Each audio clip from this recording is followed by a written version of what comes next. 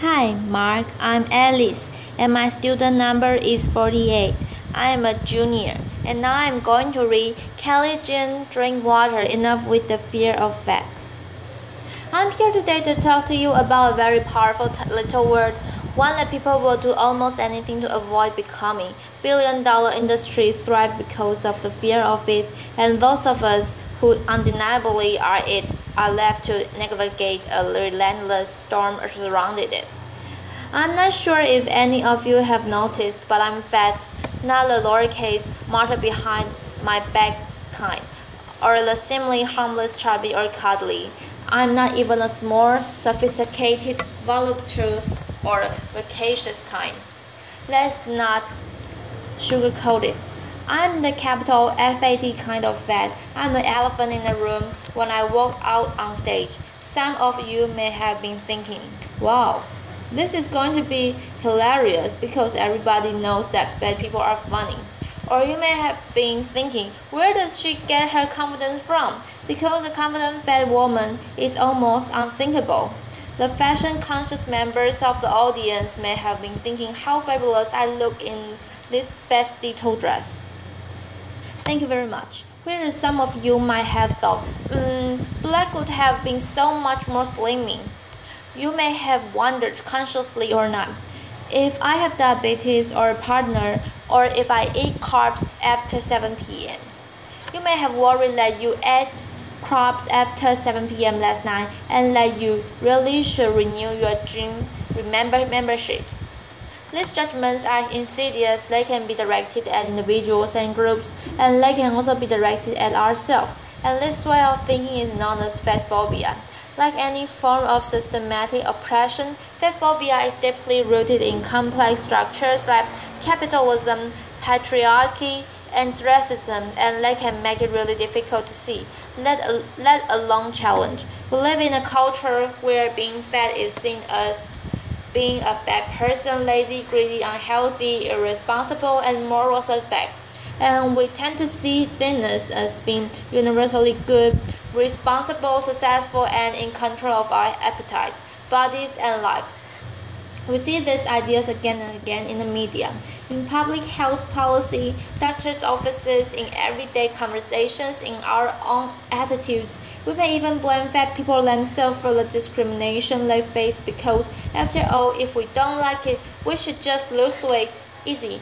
This anti-fat bias has become so integral, so ingrained to how we value ourselves and each other that we rarely question why we have such contempt for people of size and where that disdain comes from. But we must question it because the enormous value we place on how we look affects every one of us. And do we really want to live in a society where people are denied their basic humanity if they don't subscribe to some arbitrary form of acceptable? So when I was 6 years old, my sister used to teach ballet to a bunch of little girls in our garage. I was about a foot taller and a foot wider than most of the group. When it came to doing our first performance, I was so excited about wearing a pretty pink tutu. I was going to sparkle, as the other girls slipped easily into their lycra and tulle creations. Not one of the tutus was big enough to fit me. I was determined not to be excluded from the performance. So I turned to my mother and loud enough for everyone to hear say, "Mom, I don't need a tutu, I need a 4-4. Thanks, Mom." And although I didn't recognize it at the time, claiming space for myself in that glorious 4-4 was the first step towards becoming a radical fat activist. Now I'm not saying that this whole body love thing has been an easy skip along a glittering path of self-acceptance since that day in class. Far from it. I soon learned that living outside what the mainstream considers normal can be a frustrating and isolating place. I've spent the last 20 years unpacking and deprogramming these messages, and it's been quite the roller coaster. I've been openly laughed at, abused from passing cars, and being told that I'm delusional. I also receive smiles from strangers who recognize what it takes to walk down the street with a spring in your step and your head held high. Thanks. And through it all, the fierce little 6-year-old has stayed with me, and she has helped me stand before you today as an unapologetic fat person, a person that simply refuses to subscribe to the dominant narrative about how I should move through the world in this body of mine. And I'm not alone. I'm part of an international community of people who choose to, rather than passively accepting that our bodies are and probably always will be big.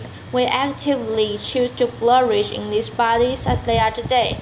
People who honor our strengths and work with, not against, our perceived limitations. People who value health as something much more holistic than a number on an outdated BMI chart. Instead, we value mental health, self-worth, and how we feel in our bodies as vital aspects to our overall well-being. People who refuse to believe that living in these fat bodies is a barrier to anything, really. There are doctors, academics, and bloggers who have written countless volumes on the many facets of this complex subject. There are fashionistas who reclaim their bodies and their beauty of wearing fat bikinis and crop tops, exposing the flesh that we're all told to hide. There are fat athletes who run marathons, teach yoga, or do kickboxing, all done with the middle finger firmly held up to the status quo. And these people have told me that radical body politics is the antidote to our body-shaming culture. But to be clear, I'm not saying that people shouldn't change their bodies if that's what they want to do. Reclaiming yourself can be one of the most gorgeous acts of self-love and can look like a million different things, from hairstyles to tattoo to body contouring to hormones to surgery and yes, even weight loss. It's simple. It's your body and you decide what's best to do with.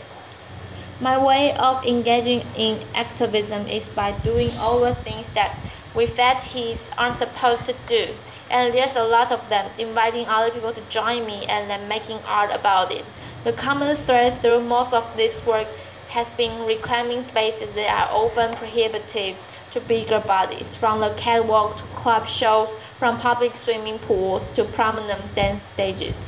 And reclaiming spaces in Mesa is not only a powerful artistic statement but a radical community building approach. This was so true of Acapulco. The Fat Femme synchronized swim team I started with a group of friends in Sydney. The impact of seeing a bunch of defiant fat women in florid swimming caps and bathers throwing their legs in the air without care should not be underestimated. Throughout my career, I have learned that fat bodies are inherently political, and unapologetic fat bodies can blow people's minds. When director Kate Champion of acclaimed dance theater company Force Majeure asked me to be the artistic associate on a work featuring all fat dancers, I literally jumped at the opportunity.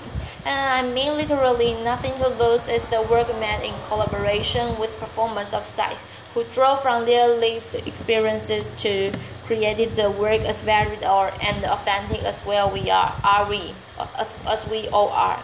And it was as far from ballet as you could imagine.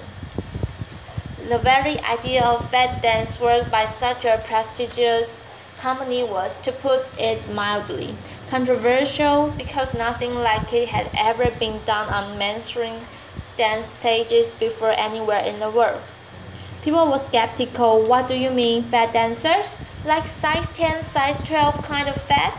Where did they do their dance training? Are they going to have the stamina for a full-length production? But despite the skepticism, Nothing to Lose became a sell-out hit of Sydney Festival. We received rave reviews, won awards, and were written about in over 27 languages. These incredible images of our cast were seen worldwide. I've lost count of how many times people of all sizes have told me that the show has changed their lives, how it helped them shift their relationship to their own and other people's bodies, and how it made them confront their own bias. But of course, work that pushes people's buttons is not without its detractors. I have been told that I'm glorifying obesity. I have received violent death threats and abuse for daring to make work that centers fat people's bodies and lives and treats us as worthwhile human beings with valuable stories to tell. I've even been called the ISIS of the obesity epidemic. A comment so absurd that it is funny, but it also speaks to the panic, the literal terror that the fear of fat can evoke. It is this fear that's feeding the diet industry, which is keeping so many of us from making peace with our own bodies, for waiting to be the after photo before we truly start to live our lives. Because the real elephant in the room here is fat phobia. Fat activism refuses to indulge their fear.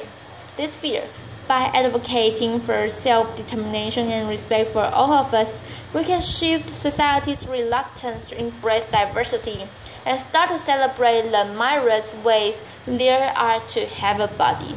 Thank you. Bye-bye, Mark.